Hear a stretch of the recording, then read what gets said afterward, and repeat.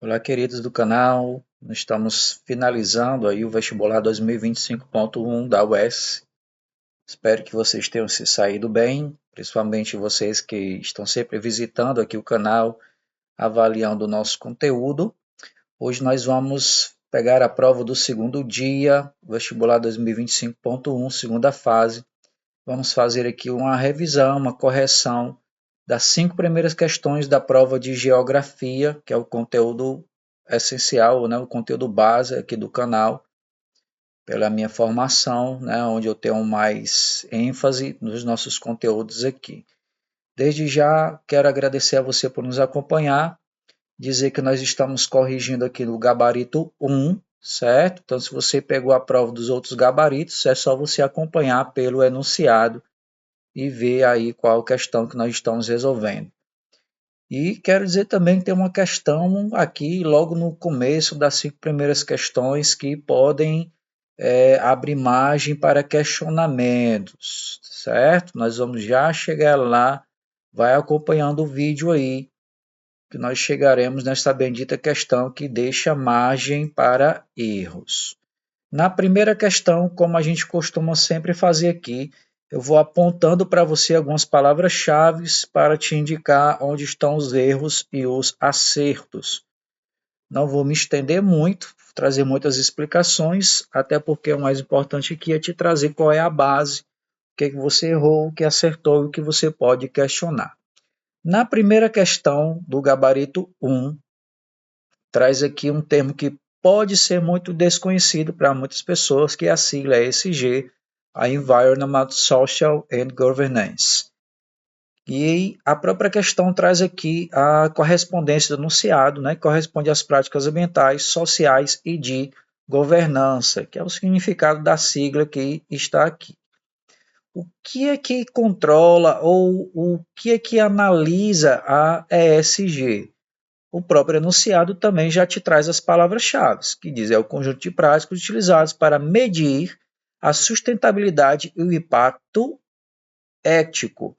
Então, isso aqui nada mais é do que pode ser chamado também as empresas socialmente sustentáveis ou as empresas que trabalham sustentabilidade ou empresas ecologicamente sustentáveis.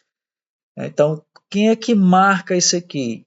Aí depende do país, depende da legislação. No caso aqui do Brasil, a empresa que participa desse projeto ESG, ele ganha os chamados selos verdes, que são aqueles selos que tem nas embalagens dizendo esta empresa é uma empresa socialmente sustentável, ecologicamente sustentável, é uma empresa que reduz a sua pegada de carbono.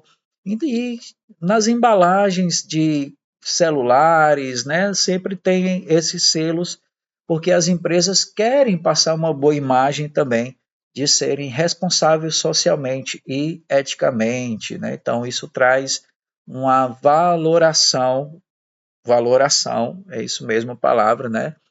Porque isso atribui um valor a mais, principalmente no que vai ser cobrado ao consumidor. Né? Quando o consumidor questionar a respeito de que por que aquele produto é mais caro ou por que ele é tão difícil de ser conseguido, eles vão dizer a nossa empresa, o nosso produto é um produto socialmente ou ecologicamente, ou os dois, ecossocialmente responsável. E aí, continuando anunciado, ele diz: o intuito é gerar retornos financeiros, tanto no impacto social ou ambiental positivo. Eu classifiquei essa primeira questão como questão nível fácil, porque o enunciado traz muitas explicações. Ele traz as palavras-chave e ele te traz as explicações a respeito disso. Para deixar a questão ainda mais fácil, ele é uma questão daquele tipo de frases 1, 2, 3, 4, que eu adoro nas provas da UES, porque elas facilitam muito a nossa vida, principalmente quando você está em dúvida. Já na primeira frase, que é uma frase que traz um erro, ele vai dizendo aqui: uma das grandes desvantagens que as empresas começaram a descobrir com esse G é o fato de que a redução do impacto ambiental também pode levar ao aumento de custos. Ora, se isso leva ao aumento de custos, então o ESG é um projeto falido. E o intuito do ESG, como o próprio anunciado já te trouxe, é trazer menos impacto socialmente e ecologicamente. Então, não pode ser algo que vai aumentar os custos. Porque se vai ser algo que vai elevar os custos, as empresas não vão ter interesse, porque obviamente vai reduzir os lucros ou vai tornar o produto a um preço inacessível. E pouquíssimas empresas hoje, principalmente as empresas que são levadas para a cultura de massa, como as empresas que produzem equipamentos eletrônicos, né, eletroeletrônicos ou alimentos, não vão querer que seus produtos fiquem estancados nas prateleiras. Tá? Então, ele está dizendo que é uma desvantagem adotar o ESG. Então, de cara, você elimina a frase 1. Eliminando a frase 1, olha que coisa legal. Quando você chega lá nas opções, você vai ver que a opção B, a opção C e a opção D, todas elas começam com a frase 1. Logo, qual é a única opção que sobra que não tem a frase 1, que é ridícula? A opção A, onde você marcaria 2 e 4 apenas. Fácil, não? Maravilhosa. E aí na frase 3, qual é o erro da frase 3?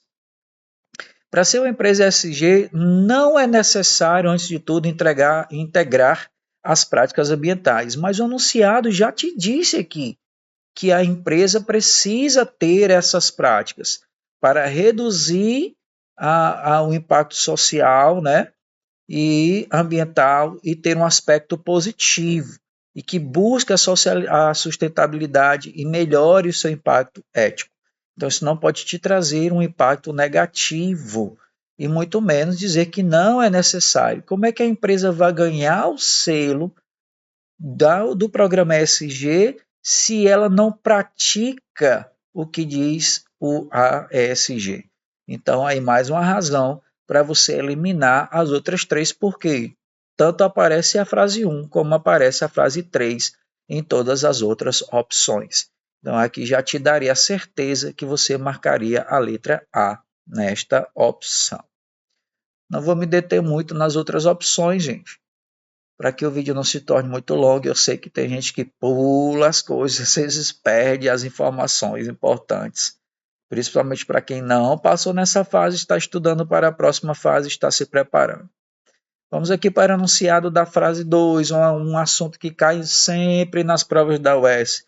Mudanças climáticas. Caiu na primeira fase, caiu agora na segunda fase. Meio ambiente, sustentabilidade, você sempre vai encontrar uma questão dessa daqui. Questão também nível fácil, tá? A prova da UES nessa segunda fase foi uma prova para você não zerar. Foi uma prova para não zerar. E a gente vai ver logo nessas primeiras 5 questões aqui que elas foram bem facilitadas. Tem algumas outras questões que vão aumentando o nível, sim. Mas essas primeiras questões foram questões de nível fácil, de nível mais simples, que você pode ir até eliminar. Então vamos lá. Assunto da questão 2, mudanças climáticas. O que ele quer saber?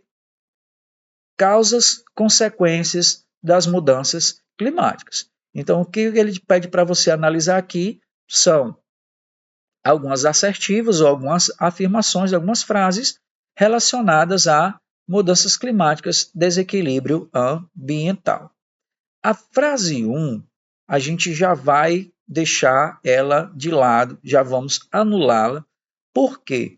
A frase 1 vai dizer: as mudanças climáticas são alterações nos padrões de temperatura do planeta, ok? E aí onde é que ela morre? Causadas apenas pela ação humana e de forma irreparável. Tá? Mas, professor, eu sempre estudei que o homem é causador das mudanças climáticas. Sim, mas a intervenção humana, ou seja, a ação humana, a ação antrópica, não é o único causador das mudanças climáticas. O nosso planeta ele sofre alterações climáticas. Inclusive, o próprio efeito estufa ele é um efeito natural. O que acontece com a ação humana é que essas mudanças climáticas elas são agravadas, aceleradas para além daquilo do que a natureza pode suportar.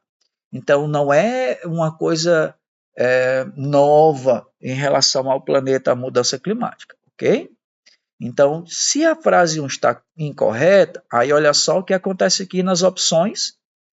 Novamente, você elimina a frase 1, a opção A, porque a frase 1 está aqui, elimina a C, porque a 1 também está aqui, e elimina a D, porque a 1 também está aqui. Tá? Onde é que muita gente pode ter ficado em dúvida?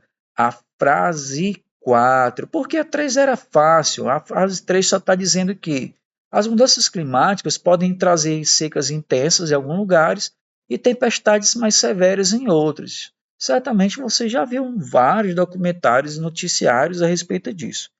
Se você não viu, precisa se preparar mais para a geografia, principalmente concorrendo a concursos e vestibulares, porque sempre vai cair este assunto aqui. Na frase 4, onde está o erro? O erro está em dizer que o Brasil não pertence ao chamado Grupo 20. Professor, nunca ouvi falar sobre o Grupo 20. Não é possível, foi o assunto do mês passado. Né? Estamos aí há pouco tempo, um pouco mais aí de um mês, tivemos as reuniões do chamado G20, né, em que o presidente Lula, a Janja, a comitiva estiveram juntos lá, e foi noticiado várias vezes aí. Inclusive, parte das reuniões do G20 acabaram de encerrar aqui no Brasil. E em uma dessas atribuições ficou que a COP30, a próxima reunião 2025, vai ser aqui no Brasil, sim, em Belém do Pará.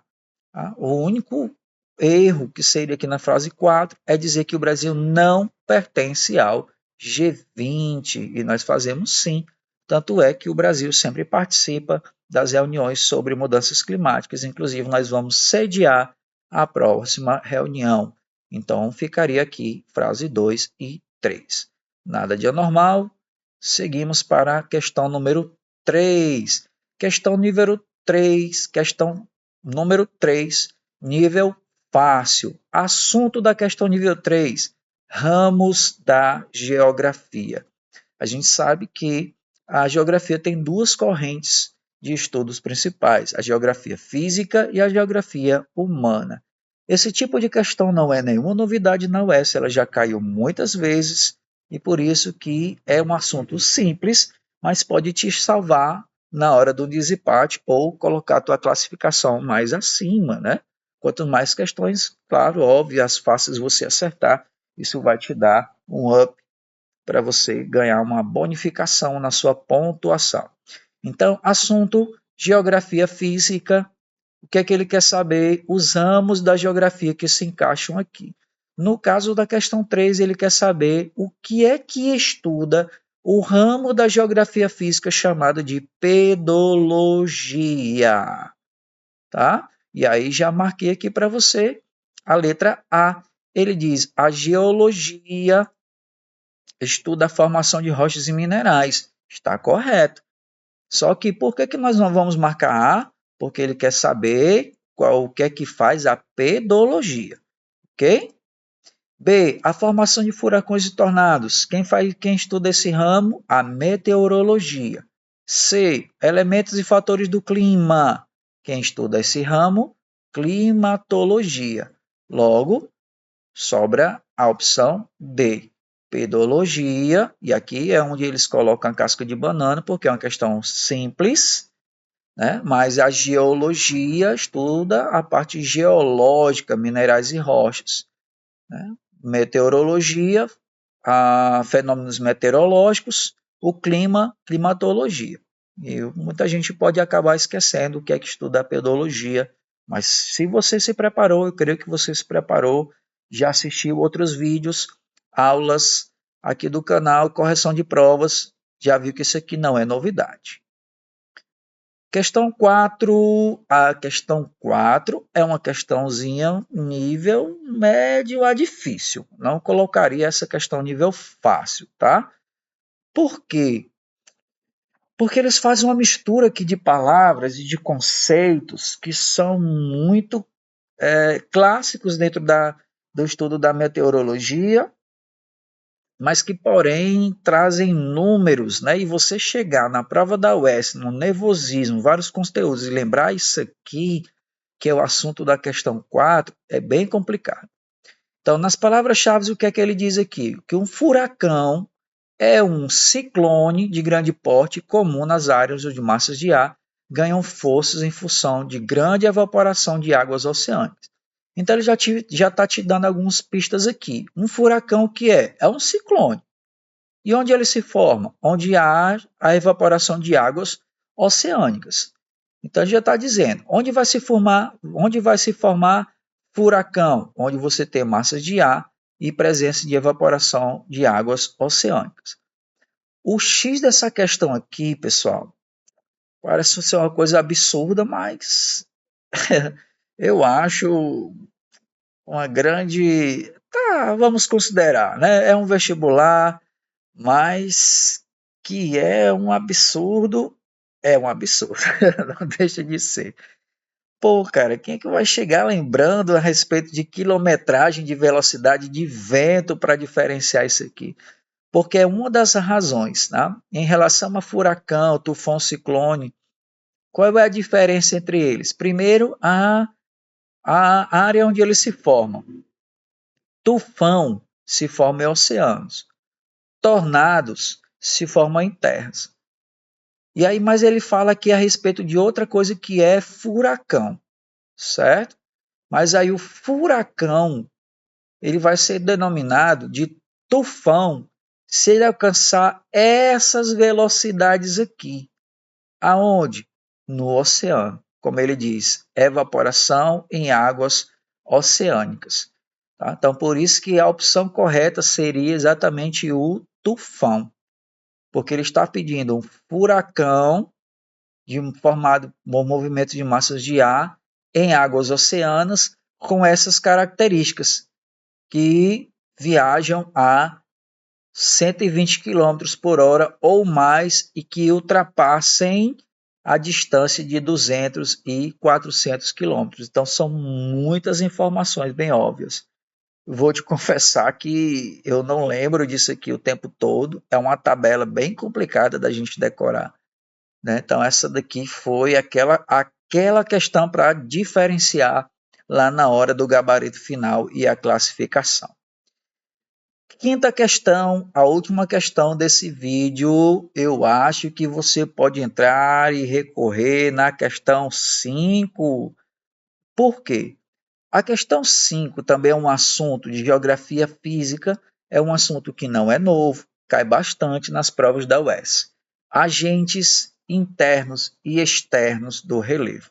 No caso, a questão 5 é uma questão que fala sobre os agentes internos.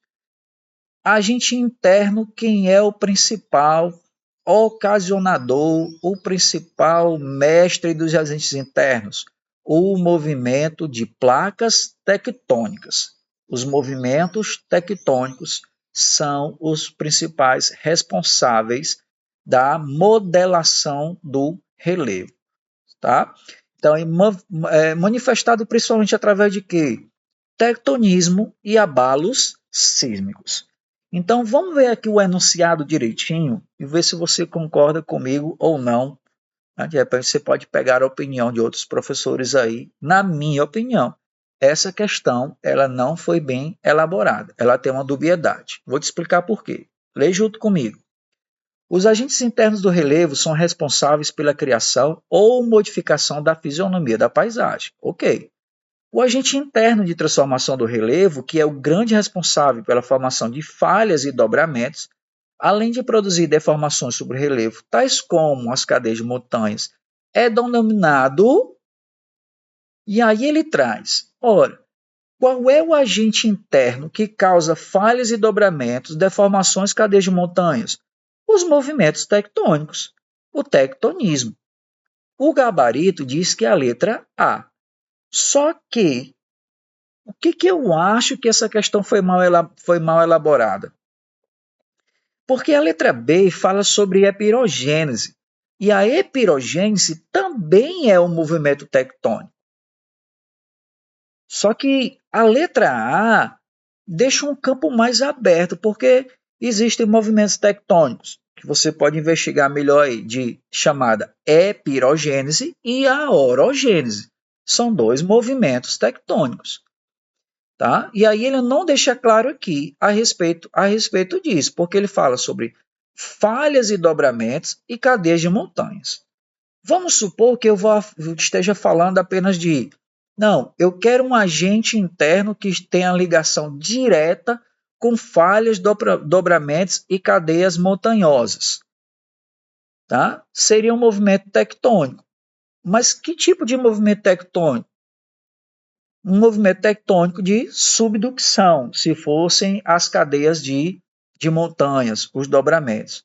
Mas seria melhor se ele tivesse colocado isso. Subducção, né, ou outro tipo de movimento. Porque quando ele coloca epirogênese como uma das alternativas, a epirogênese também é um agente interno. Também é tectonismo.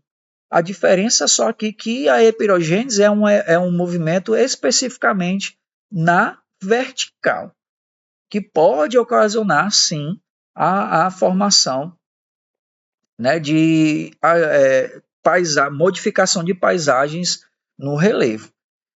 Eu acho que essa questão está mal elaborada, certo? Eu acho até que ela nem traz uma opção que fosse a mais viável, mais segura. Aqui, se eles queriam saber sobre formação de cadeias montanhas, o agente interno, movimento de placas, que traz forma cadeia de montanhas, a opção correta ali aqui seria a subducção.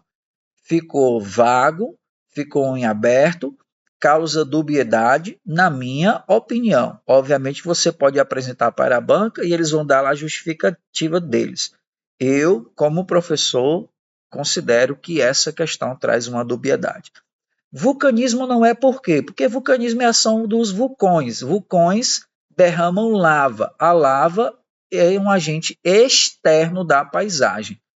Tá? Desmoronamento também não vale, porque o desmoronamento acontece na parte externa da paisagem, é um agente externo. E aí, por essa razão, letra C e letra D não valem. E aí fica aberto, caso você queira questionar essa questão 5, levar adiante, abrir, o processo está em andamento para que se possa levantar questões sobre os gabaritos da UES. Então esse é o nosso vídeo por enquanto, depois vou trazer aqui, provavelmente amanhã, as correções, comentários para as próximas questões da UES. Grande abraço, até o próximo vídeo.